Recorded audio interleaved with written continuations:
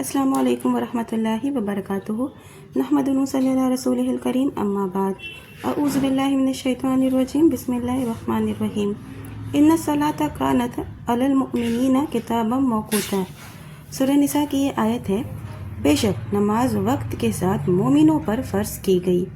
آیت کریمہ سے واضح طور پر یہ پتہ چل رہا ہے نماز کا وقت مقرر ہے، اور جب وقت مقرر ہے تو نبی کریم صلی اللہ علیہ وسلم کو اللہ کی جانب سے بتایا گیا ہوگا، اور آپ نے اپنے قول اور فعل سے اپنی امت کو بھی بتایا ہوگا۔ اس لیے نماز کے وقت کو احادیث کی روشنی میں معلوم کرنا چاہیے اور اسی کے مطابق نماز ادا کرنی چاہیے۔ لیکن افسوس کے ساتھ کہنا پڑتا ہے کہ نماز کے اوقات کے بارے میں امت میں شدید قسم کا اختلاف پایا جا رہا ہے۔ مغرب اور عشاء کی نماز کے اوقات میں تو بہت زیادہ اختلاف نہیں ہوتا، لیکن فجر، ظہر اور عصر کی نماز میں بہت اختلاف پایا جاتا ہے۔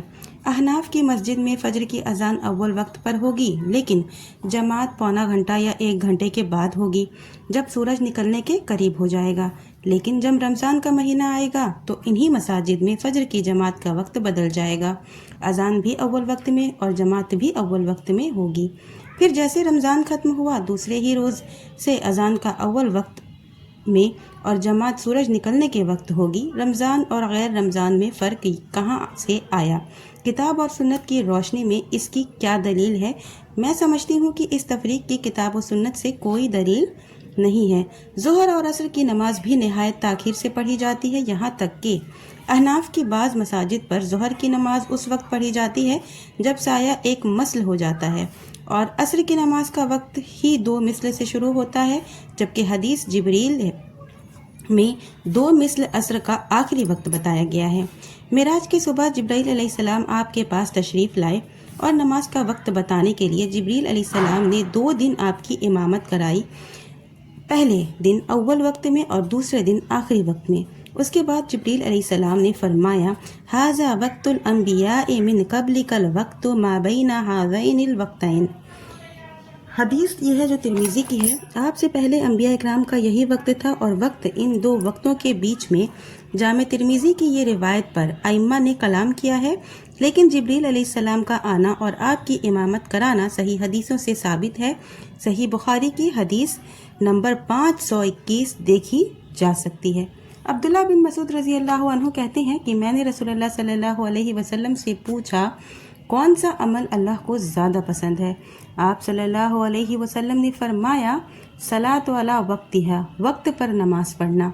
ایک حدیث کے اندر نبی صلی اللہ علیہ وسلم بیان فرماتے ہیں کہ میرے بعد کچھ ایسے حکام آئیں گے جو اپنے کام کاج میں مشغول رہیں گے اور وقت پر نماز نہیں پڑھیں گے، یہاں تک کہ نماز کا وقت مختار نکل جائے گا۔ ایسی صورت میں تم لوگ وقت پر نماز پڑھ لو۔ ایک آدمی نے سوال کیا، اللہ کے رسول، پھر ان کے ساتھ بھی پڑھوں؟ آپ صلی اللہ علیہ وسلم نے فرمایا، ہاں۔ تو آپ نے سنا کہ نبی کریم صلی اللہ علیہ وسلم صحابہ اکرام کو حکم دے رہے ہیں کہ عمرہ اور حکام تاخیر سے نماز پڑھیں گے، لیکن تم اول وقت میں نماز پڑھ لو، پھر جب وہ پڑھیں تو تم بھی ان کے ساتھ پڑھ لو، تاکہ اطاعت باقی رہے اور اختلاف کا شبہ نہ ہو۔ عصر کی نماز جس میں خصوصیت سے لوگ تاخیر اور سستی کرتے ہیں، اس کے بارے میں زیادہ تاکید آئی ہوئی ہے کہ اول وقت میں پڑھی جائے۔ ایک حدیث میں اللہ کے نبی صلی اللہ علیہ وسلم ارشاد فرماتے ہیں کہ یہ منافق کی نماز ہے کہ آدمی بیٹھا سورج کا انتظار کرتا رہے، اور جب سورج پیلا پڑ جائے، یعنی کہ تیزی کم ہو جائے اور شیطان کی دونوں سینگوں کے درمیان ہو جائے تو اٹھے اور مرغوں کی طرح 4 چونچ مار لے، اس میں وہ اللہ کو بہت کم یاد کرتا ہے۔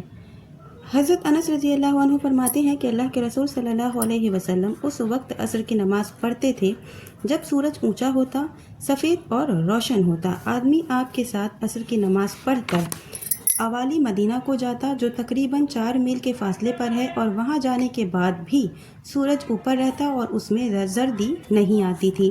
یہ جو بھی آپ کے سامنے میں نے حدیث پیش کی ہوں، یہ مشکات کی حدیث ہے۔ ان کے علاوہ اور بہت ساری حدیثیں ہیں جو اول وقت میں نماز پڑھنے پر دلالت کرتی ہیں۔